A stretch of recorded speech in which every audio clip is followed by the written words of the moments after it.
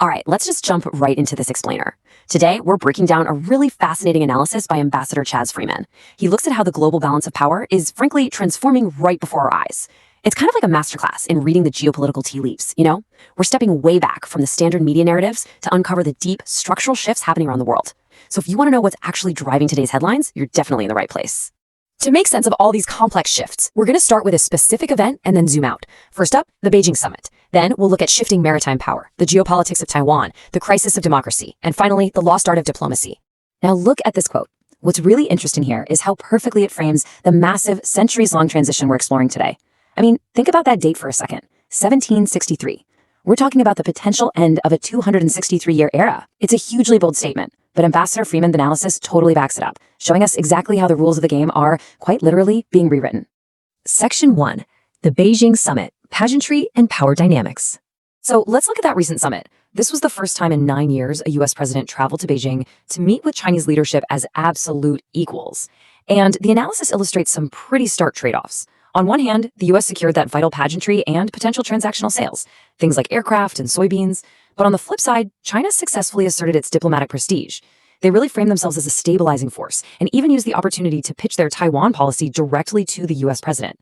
Basically, the meeting confirmed that the relationship is definitely competitive, but maybe tempered with at least some recognition of common interests.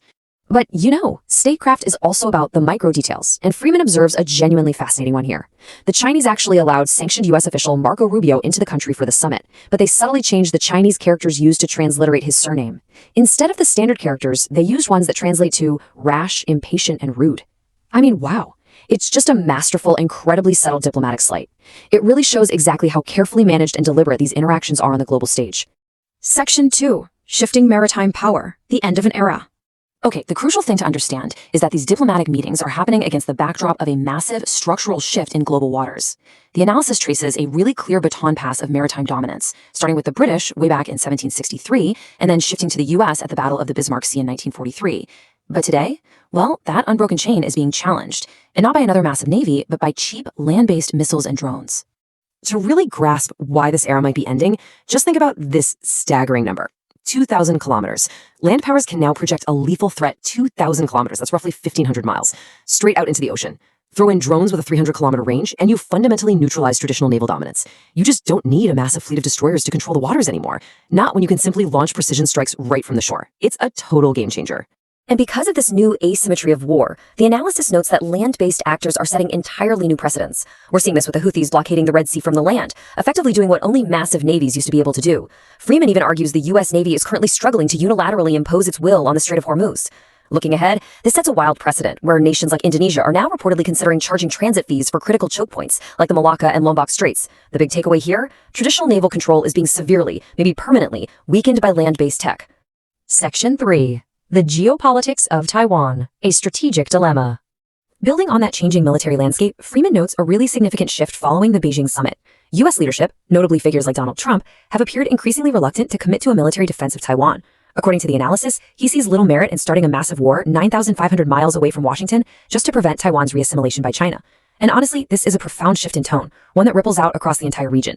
Now, what you really need to take away from this is how this U.S. reluctance presents a massive, unavoidable strategic dilemma for Japan. Historically speaking, Japan's security and regional strategy have been intimately tied to Taiwan for centuries. I mean, the Dutch used Taiwan to open Japanese treaty ports, and later on, Taiwan was the literal springboard for Japanese advances into Southeast Asia during World War II. So for Japan, the status of Taiwan is an undeniable, deeply historically rooted strategic issue. A changing U.S. posture leaves them in a highly complex, very tough situation. Section 4. The crisis of democracy, elites, war powers, and disconnect. Moving outward from regional security, Freeman argues that domestic political decay is actually accelerating these global power shifts. The analysis paints this picture of a general tendency around the world right now, where political elites are increasingly operating without checks and balances. It points to symptoms like U.S. constitutional war powers, which are meant for Congress, being completely bypassed by the executive branch. The source highlights a deep, widely recognized disconnect between ruling elites and everyday citizens. It also points to undemocratic bureaucracy within the European Commission and notes widespread mechanisms for media manipulation and corporate censorship. Overall, it's presented as a pretty severe decline in respect for the rule of law. And this elite dysfunction, it is perfectly captured in the current U.S. foreign policy debate over the Middle East. According to Freeman's analysis, the debate is totally split. On one side, you have figures like Robert Kagan, adopting more of a realist view, acknowledging a depleted military campaign, admitting the war is essentially lost, and suggesting cutting losses by retreating. But on the other side, figures like John Bolton represent a view that Freeman argues basically denies reality. They want to double down on unrealistic military goals just to fracture the Iranian state. It's a really stark illustration of a political elite that is seriously struggling to adapt to the new limits of its power. Section 5. The Lost Art of Diplomacy, Hollowing Out Statecraft. Which brings us to the ultimate consequence of all these shifts. As military solutions hit their absolute limits, the world desperately needs statecraft. Yet, according to this analysis, the US seems to have forgotten how to practice it. Just think about this staggering number for a second. 115. Out of 182 US embassies worldwide, 115 are currently without ambassadors. That is wild. It perfectly cements the severe hollowing out of American diplomatic capabilities right now. I mean, it's incredibly difficult to navigate a rapidly changing, multipolar world when your primary diplomatic outposts are literally vacant at the top level. Freeman really doesn't mince words here, describing recent US diplomatic efforts as an amateur hour. During that recent Beijing visit, there were seemingly no professional diplomats deeply involved. There was a complete lack of diplomatic Sherpas, the seasoned experts who typically do all the grueling prep work before a major summit. Instead, you had the Treasury Secretary rushing into last-minute, completely uncoordinated trade meetings. The analysis essentially argues that the US has systematically stripped itself of the capability to find non-military solutions to complex global problems. Now, in stark contrast, the analysis points to a massive shift in how China operates. For thousands of years, Chinese diplomacy was heavily influenced by Wu Wei, which is a traditional Taoist philosophy meaning, do nothing and you shall achieve everything. It was this posture of masterful passivity. But the crucial point to understand here is that China is currently aggressively emerging from that historical inactivity. We are witnessing what the source describes as a full-blown Chinese diplomatic awakening, actively filling the vacuum left by the West. Just looking at the facts, they actually brokered peace between historical rivals Saudi Arabia and Iran. And right now, along with Russia and Iran, they're busy crafting post-war Persian Gulf security architectures that explicitly operate completely independent of American military presence.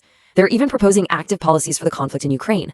The analysis notes that they are out there actively doing the kind of heavy-lifting diplomatic groundwork that the US used to champion. So, while the US struggles with vacant embassies and amateur-hour summits, the analysis notes that competing nations possess highly formidable, deeply seasoned diplomats steering their international relations. We're talking about figures like Russia's Sergei Lavrov, China's Wang Yi, and Iran's Abbas Araghchi. These are leaders who deeply understand statecraft, operating in a world where the US is currently failing to field a comparable bench of diplomatic talent. As we watch these tectonic shifts away from centuries of naval hegemony, a shift toward a multipolar world driven by entirely new military realities, and a massive disconnect in Western political leadership, we're really left with this final, crucial question. Can the world rediscover the lost art of diplomacy before our reliance on failing military dominance goes too far? It's a question that will absolutely define the geopolitical reality of the next decade. Thank you so much for joining me for this explainer. I hope it helped clarify the massive global shifts happening around us right now.